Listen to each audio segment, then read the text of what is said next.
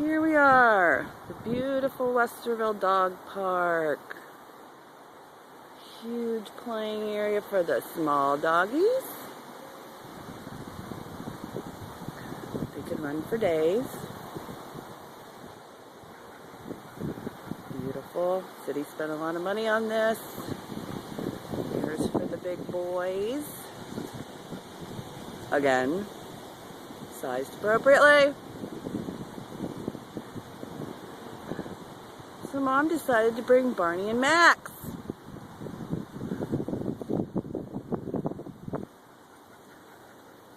And there they are. Barney, do you understand the concept of a dog park? Barney. Barney. Dude. Barney, if we open the door at home, you'd be gone. But we're at the dog park, and you're here in the corner. And there's Max, not far away. Seriously, dudes, I can't get you to stay this close to me at home.